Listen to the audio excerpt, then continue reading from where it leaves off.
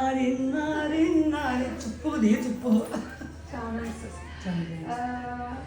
Həqiqətən bundan öncəki prosedurlarımızda Ülviyə xanım yanıma gələndə mən Ülviyə xanıma məsləhətlər görürdüm. Xahiş edirdim ki, bu prosedurları eləyək. Həqiqətən də artıq o deyək, istədiyim zirvədəyəm. İstədiyim yerdəyəm. Çox bəyənirəm üzünüzü. Üzünüz çox qəşəngdir. İndi baxıram ki, nə eləyim? Prosedur da tapmıram elə. Gözəllikdir. Gözəlliyinizə gözəllik bölüm qatacaq. Ülviyə xanımın bir damcı azacıq bu hissələrini yenə götürəcəm, kiçildəcəm, azacıq. Bir də üzünü deyir ki, elə mənim üzüm uşaq dərsi kimi olsun.